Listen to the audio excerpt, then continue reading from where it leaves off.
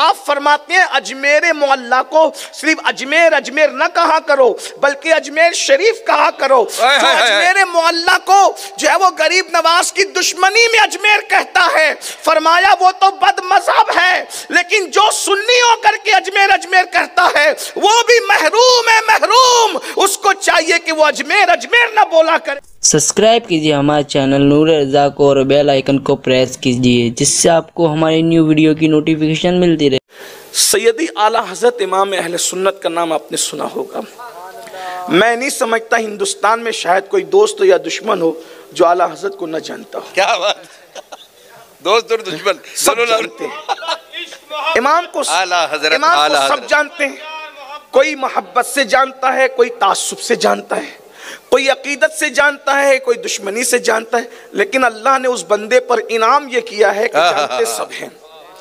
उनके दौर में भी उनकी शोहरत बहुत थी, तो उनसे बड़े बड़े इल्म वाले लोग मिलने के लिए मुश्ताक रहते थे, क्योंकि उनके पास इल्म बहुत था। उनकी इल्मी सलाहियत का अंदाज़ा इस बात से लगाइए, उसकी मैं बहुत अपने उन्वान से दूर हो गया हूँ, लेकिन बात आई है तो अर्ज कर रहा हूँ ताकि आपका जहन बने। उनकी इल्मी सलाहियत का अंदाज़ा इस बात से लगाइए कि वो बंदा ज्योमेट्री में भी नाप पढ़ता है। क्या बात। मुझे कोई शायर ऐसा नहीं मिला कि जिसने ज्योमेट्री की ज़बान में नाप पढ़ी हो। इससे आपको पता चलना चाहिए कि आपके असलाफ दुनियावी उलूम में भी कितनी महारत रखते थे कि उन्होंने ज्योमेट्री में भी नात पढ़ी है। भाई पंजाबी में जो नात पढ़ता है मुझे अचंभा नहीं है, मराठी में भी मेरे एक अजीम दोस्त है अल्लामा रफीउद्दीन साहब, उन्होंने नात लिखी, और भी दोस्तों ने लिखी है, मुझे उस पर भी अचंभा नहीं, क्योंकि वो जबान है। लेकिन ज्योमेट्री एक इल्म है, उस इल्म में कभी नात नहीं लिखी गई, और मैं समझता हूं कि शायद जाहिरी नजर में लिखी भी नहीं जा सकती है। यही बात है ना, नहीं लिखी जा सकती, लेकिन इल्म जब महारत पाता है तो फिर इल्म कितना बुलंद कर देता है इंसान को। शायद मैंने कई जगह पर इसको पढ़ा है, मैं इसको रिपीट नहीं कर रहा हूं, सिर्फ इशारा देकर असल उन्वान की तरफ जल्दी आना चाहता हूं ताकि आपको बात समझ में आए। तो ज्योमेट्री का एक उसूल है, नुक्ते को नुक्ते से जोड़ो तो सर्किल बनता है, दायरा बनता है, दायरे इस तरह बनते हैं। इमाम अहले सुन्नत सैयदी आला हजरत इमाम अहमद रजा खान मुहद्दिस बरेली ये दायरे को देख करके, सर्किल को देख करके जो है वो इमाम अपने नबी की नात क्यों इस तरह कहते हैं कि कमान कहते हैं, दो कमानें जब मिलती है तो दायरा बनता है। वो कहते कमान इम्का के झूठे नुक्तों, तुम अव्वल आखिर के फेर में हो, मुहीत की चाल से तो पूछो किधर से आए किधर गए। देख रहे हैं ज्योमेट्री में उन्होंने ज्योमेट्री की जबान में नात लिखी, गौर कीजिए। इस तरह उन्होंने बहुत इल्म मौसमियात को सामने रखकर उन्होंने नात लिखी। मैं अभी वो वक्त नहीं है कि मैं उसका जिक्र करूं, वो टाइम नहीं है उसका, इसलिए कि हजरत किबला अमीर मोहतरम जैसी तशरीफ लाएंगे मेरी गुफ्तगू वहीं ख़त्म हो जाएगी, आप जैसा कि जानते हैं, तो मैं वही रोक दूंगा। लेकिन मेरा उन्वान जो असले आज है, औरतों की तालीम पर मुझे गुफ्तगू करना मैं चाहता हूं। लेकिन मैं आपके सामने थोड़ी तमहीद पेश कर रहा हूं। इमाम ने मौसमियात के माहिरीन के तजुर्बात को सामने रखकर उस पर भी नात लिखी है। इमाम ने हरूफ मुक़त्ताआत को सामने रखकर उस पर भी नात लिखी है। शेर पढ़ देता हूं, तशरीह नहीं करता। वो कहते हैं काफ गेसू हा दहन, ये हुरूफ तहज्जुस को कहते हैं। काफ गेसू हा दहन या अबरू आंखें ऐन स्वाद, ये हुरूफ तहज्जी में पहले मिसरे में नात आ गई। हुजूर की आंख, हुजूर अलैहिस्सलाम की जुल्फें, उन्होंने हुरूफ तहज्जी में बयान किया। काफ गेसू हा दहन या अबरू आंखें ऐन स्वाद, ये हुरूफ तहज्जी में पहला मिसरा है नात का। और दूसरा मिसरा हुरूफ मुक़त्ताआत। हुरूफ मुक़त्ताआत में क्या है? अली अलीफ लाम मीम नून, इसी तरीके से काफ हा या आइन साद, इसको हुरूफे मुक़त्तआत कहते हैं।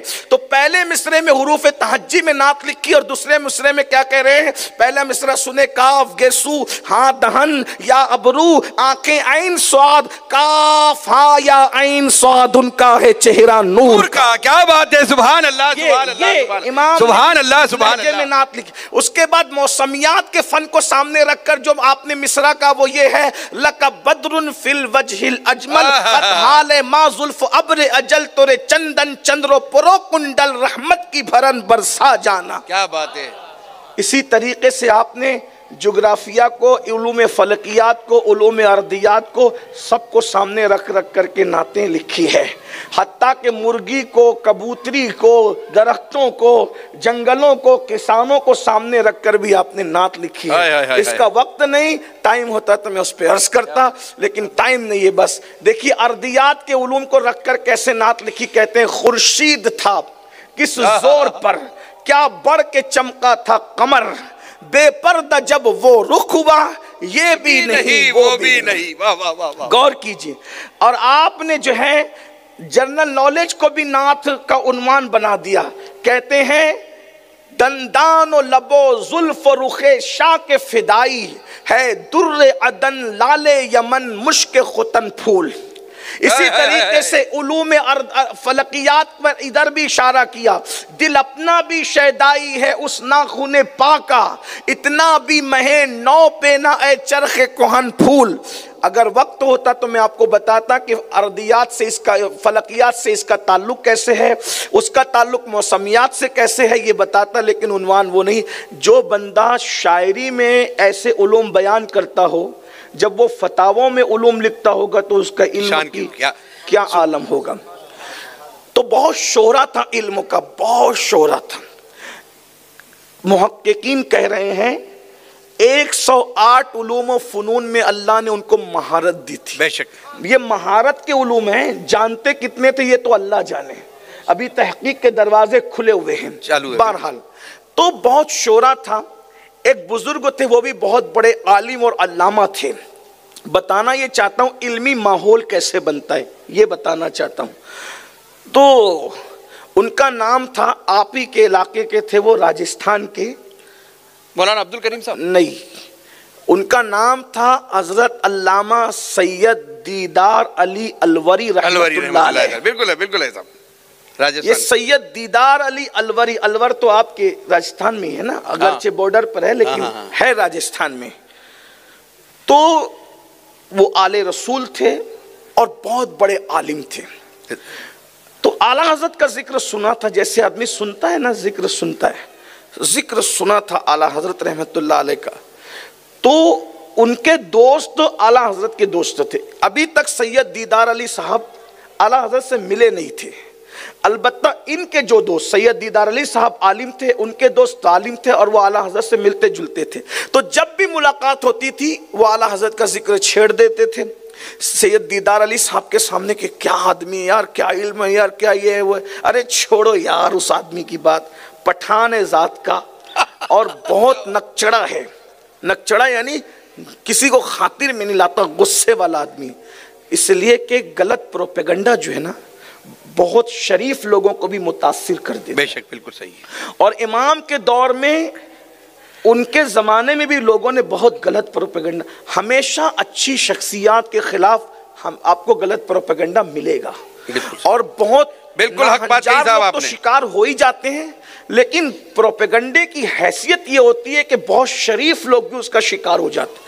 आज भी इमाम अहमद रजा से बहुत सारे लोग गलत फहमी का शिकार है कि यार ये वो आदमी है जो खानकाहों की मुखालफत करता था और ये सिमा को मना करता था और वो ये करता था और वो करता था, वो करता था। मेरा उन्वान ये है, लेकिन मैंने जब इमाम अहले सुन्नत को पढ़ा तो मुझे ऐसा लगा ना वहाँ खानकाई सिमा का इनकार है, ना वजद का इनकार है, ना जैवो खानकाई रसूमात का इनकार है, बल्कि हकीकत तो मुझे ये लगती है कि इमाम अहमद रजा वो है जिसने खानकाई रसूमात को दलील की ज़बान अता फरमा। क्या बात है, सुभान अल्लाह सुभान अल्लाह। हक के साथ ये अहमद दलील की ज़बान अता फरमा दी। आपने खानकाई रसूमात को दलील की ज़बान, बेशक बेशक बेशक बेशक। इतना जरूर कहूंगा, देखो कोई हो किसी भी अल्लाह वाले के साथ तासुब का बर्ताव करना तो बहुत बुरी बात है। एक आम इंसान के साथ भी इंसान को तासुब का बर्ताव नहीं करना चाहिए, बल्कि अगर कोई काफिर भी हो तो उसके साथ भी आप तसल्लुब करें मगर तासुब न करें। सैयदना फारूक आजम ने हमें यह सिखाया कि जब रसूलुल्लाह की बारगाह में एक मुनाफिक और यहूदी मुकद्दमा लेकर के गए तो हुजूर अलैहिस्सलाम ने मुनाफिक के कलमे को देख करके यहूदी को महरूम नहीं फरमाया, बल्कि हुजूर अलैहिस्सलाम ने तासुब किए बगैर, यहूदी उस मामले में हक पर था, उसी के हक में फैसला दे करके बता दिया कि यहां तसल्लुब तो है, यहां तासुब नहीं है। हमारा मजहब तसल्लुब का मजहब है, हमारा मजहब तासुब का मजहब नहीं है। गौर फरमाए, इसलिए जब हम काफिर के लिए जो है बेजा तासुब नहीं करते, हद शरीयत नहीं तोड़ते, तो किसी वली के लिए, किसी अल्लाह वाले के लिए हम किस तरीके से ऐसा कर सकते हैं?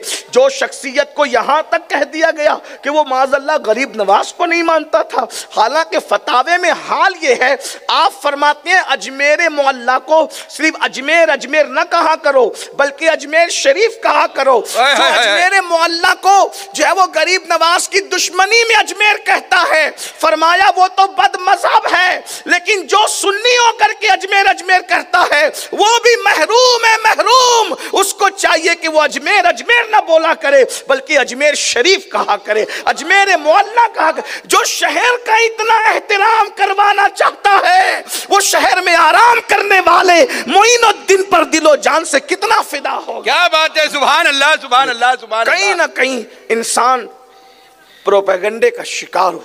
प्रोपेगेंडा बहुत खतरनाक चीज है बहरहाल, लेकिन हकायक हकायक होते हैं। ये भी प्रोपेगेंडे का शिकार तो यार पठान है, नक चढ़ा है, गुस्सेला आदमी है, जो शिद्दती आदमी। अरे छोड़ो यार, उन्होंने जहन बनाया, एक बार आप मिले, देखो किसी से भी मिल करके मामला पता चलता है। किसी के बारे में भी बहुत तारीफ सुनो तो भी मिल के देखो कि हाँ जनाब क्या है, और बहुत गलत प्रोपेगेंडा हो तो भी मिल के मिलना चाहिए। और बल्कि इस्लाम तो ये कहता है कि पहली मुलाकात में किसी के बारे में राय कायम नहीं करना चाहिए। बिल्कुल सही है, बिल्कुल सही है। बहरहाल सैयद दीदार अली अलवली रहमतुल्लाह अलैह का जहन बन गया कि मैंने बरेली जाना है और मौलाना अहमद रजा से मुलाकात करना है। आला हज़रत तो हम आप कह रहे हैं, वो तो अभी मौलाना अहमद रजा ही कह रहे हैं, सैयद साहब। और तो ये आए बरेली शरीफ। बरेली शरीफ जब ये आए तो इत्तेफाक से फजर का वक्त था, वक्त फजर था, और फजर के टाइम में जमात खड़ी हो चुकी थी। वो अल्लाह वाले आदमी सैयद दीदार कोई मामूली आदमी नहीं थे, सैयद दीदार अली अलवरी रहमतुल्लाह अलैह सादात में से थे, सैयद नसब सादात, और बड़े आलिम भी थे। तो अब नमाज जब खड़ी थी तो चूंकि वो लोग अल्लाह वाले लोग थे, उनके लिए नमाज तो पूरी दुनिया की नेमत से बढ़ के थी। अगर एक पढ़ने में तख्ते शाही रख दिया जाए, एक पढ़ने में सजदा रख दिया जाए, वो तख्ते शाही ठुकरा दे, सजदे को कबूल बेशक बेशक मकाम बंदगी देकर नलू शान खुदाबंदी, उनका मिजाज ये था। बहरहाल नमाज का जमात खड़ी थी, इन्होंने जल्दी की, जल्दी से मैं वुजू करूं, मुसाफिर थे, जल्दी वुजू करूं और जमात में शामिल हो जाऊं। तो जैसे ही ये वुजू करने के लिए तड़पे तो क्या देखा, एक छोटा सा बच्चा है, बच्चा नाद पढ़ रहा था, छोटा सा बच्चा है जिसकी उम्र 4-5 साल की होती है। 4-5 साल का छोटा सा बच्चा है जो नाबालिग है, छोटा सा बच्चा है। इन्होंने चूंकि आमतौर पर, मैं किसी को टारगेट नहीं कर रहा हूँ, एक जनरल बात कर, आमतौर पे बड़ों की आदत होती है ना, वो छोटों को काम लगाते हैं, ये पानी ला, ये ला, उठा, वो कर, वो कर, वो करते। तो चूंकि अब ये पीर साहब भी थे, आलिम भी थे, सैयद साहब भी थे, चूंकि वहाँ तो खुद्दाम लगे ही रहते थे। आमतौर पे मखदूम लोगों को काम करने की आदत नहीं होती। मखदूम का मतलब वो असली वाले मखदूम नहीं जो कब्रों में आराम करे, मखदूम का मतलब जिनकी लोग खिदमत करते हैं और जो लोगों से खिदमत लेते हैं उनको मैं मखदूम कह रहा हूँ। वरना जो मखदूम लोग हैं, मेरा मखदूम जिसने अल्लाह के लिए सिमना का ताज छोड़ दिया है, ऐसा मेरा मुर्शिद है। लोग अल्लाह को छोड़ देते ताज और तख्त के लिए, लेकिन मेरा मखदूम वो है जिसने तख्त और ताज छोड़ा है। क्या बात है, वाह वाह वाह वाह वाह। 2-3 ही बादशाह हुए हैं जिन्होंने तख्त ताज को ठोकर मारी है, और मखदूम तो वो है भाइयों, कोई छोटा मोटा खानदान नहीं था। आप मखदूम साहब फरमाते थे, महमूद गजनवी को जो तुम जानते हो, महमूद गजनवी हमारे खानदान का गुलाम रह चुका है। मखदूम साहब कहते थे महमूद गजनवी का खानदान मखदूम साहब के खानदान का गुलाम रह चुका है। सोचो, जिसके खानदान की गुलामी इतना बड़ा कर देती हो, वो मखदूम का खानदान कितना बड़ा होगा। और एक बात, तातारियों का, हलाकू और चंगेज का जिसने मुकाबला किया है, वो चंद उंगलियों पे गिने हुए बादशाह हैं। उसमें से एक बादशाह को दुनिया अशरफ सिमना, सैयद मखदूम अशरफ जहांगीर सिमनानी के नाम से जानती है। बेशक बेशक। तातारियों का मुकाबले में कोई नहीं आया, चंद मखसूस 4-5 बादशाह आए, उसमें से एक मखदूम साहब थे। और किस उम्र में जंग लड़ी? सिर्फ 15-16 साल की उम्र में जंग लड़ी।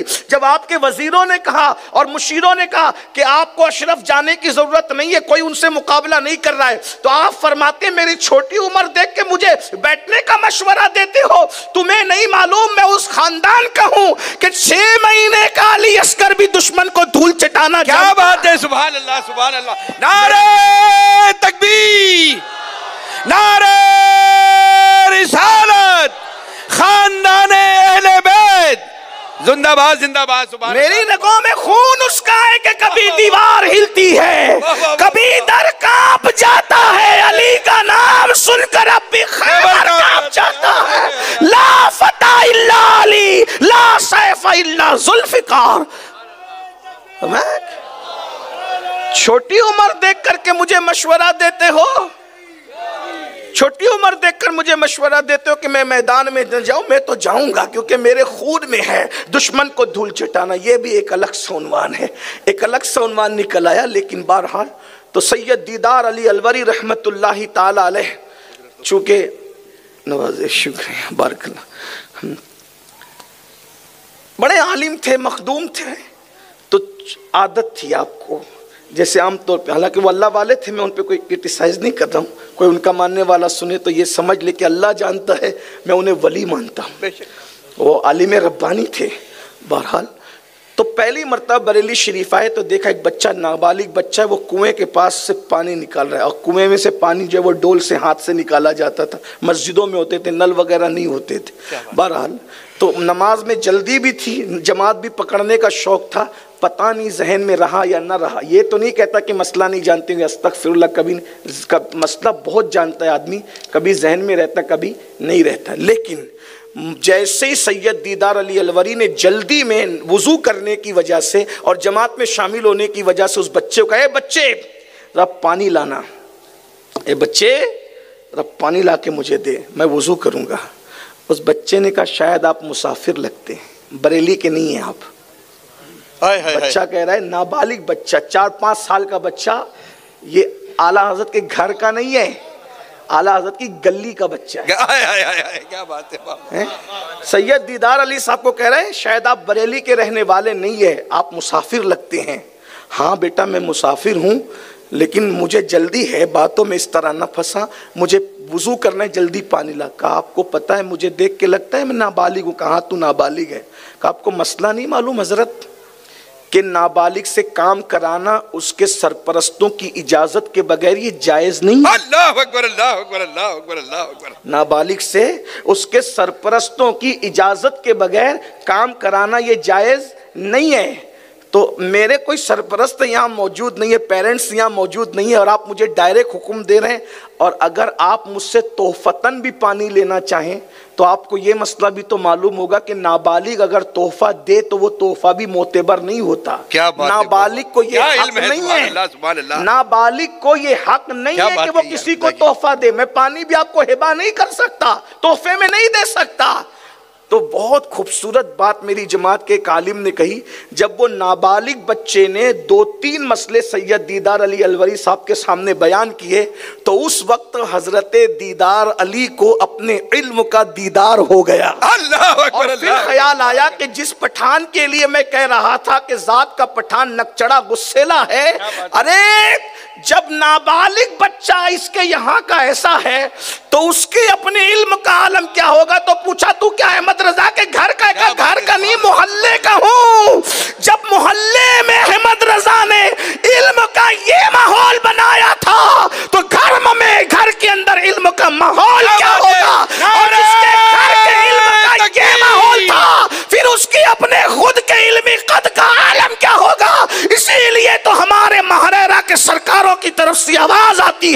मीनारे कसरे रजा तो बुलंद काफी है, तुम उसके पहले ही जीने पे चढ़ के दिखला दो।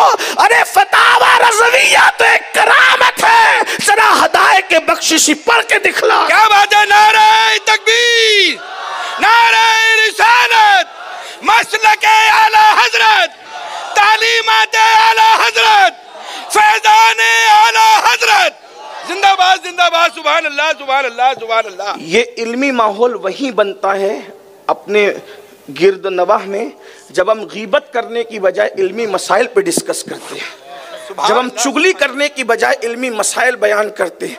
इमाम अहमद रजा के यहाँ ऐसे फजूल बातें नहीं होती थी।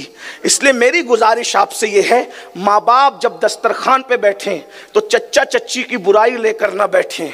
माँ बाप जब दस्तरखान पे बैठे तो पड़ोसी की बुराई लेकर ना बैठे। अगर बाप एक सुन्नत बयान कर दे और माँ एक सुन्नत बयान कर दे तो हर खाने पर बच्चों की मालूमात में 2 सुन्नतों का इजाफा होगा। लेकिन ये होगा कब? जब इनको खुद को आएगा। जिनको खुद नहीं आता, मुझे तो हैरत है, यजीद से नफरत करने वाली कौम अब तक के यजीद कहना ना सीख सकी। यजीद को भी मेरी कौम यजीद कहती है। अब बताओ किस पर मातम किया जाए। अल्लाह अकबर। आप अंदाजा तो फरमाए हमने सीखा ही क्या है। मेरे प्यारे आका सल्लल्लाहु अलैहि वसल्लम के दीवानों, इल्म वाली कौम हो। अल्लाह के रसूल सल्लल्लाहु अलैहि वसल्लम ने इल्म का दर्स दिया। पहली आयत इल्म के मुताल्लिक आई। हुजूर फरमाते इन्नमा बुइस्तु मुअल्लिमा, कि मैं मुअल्लिम बनाकर भेजा गया हूं। याद रखना क्या फरमाया? आकर मुअल्लिम नहीं बना हूं, फरमाया बुइस्तु मुअल्लिमा, पहले मुअल्लिम बनाया गया हूं और फिर भेजा गया हूं। अब मुझे बताओ, कोई मुअल्लिम बनता है मदरसे में, कोई मुअल्लिम बनता है यूनिवर्सिटी में, कोई मुअल्लिम बनता है स्कूल में, कोई मुअल्लिम बनता है खानका में, तो आखिर इनको मुअल्लिम बनाया कहां जा रहा था? इसलिए कि आने से पहले बन रहे थे तो पता चला दरसगाह खुदा की थी, बनाने वाला खुदा था, बनने वाले मुस्तफा थे। क्या बात है। सुभान अल्लाह सुभान अल्लाह सुभान अल्लाह। जिसको खुदा ने भेजा हो, आखिर उसके इल्म का आलम क्या होगा। लेकिन यहाँ भी अनपढ़ कौम हुजूर के इल्म को नाप रही। कहा उनको तो ये नहीं आता था, उनको तो वो नहीं आता था, उनको मैंने कहा कलेमा पढ़ा या मुनाफिकत कर रहा है। अरे नादान, जिसको खुदा ने पढ़ा के भेजा, बहरुल उलूम जिसको पढ़ा दे उसमें शक नहीं करता, और जिसको खुदा ने पढ़ाया है उसके इल्म में तो कमी निकालता है। ये तो हमारे इमाम ने बताया है, और कोई गैब क्या तुमसे नेहा हो भला, जब ना खुदा ही छुपा तुम पे करोड़ों दुरूद। तो माँ बाप ये कब बताएंगे? जब उनको खुद को इल्म होगा। इल्म की तरफ बढ़िए।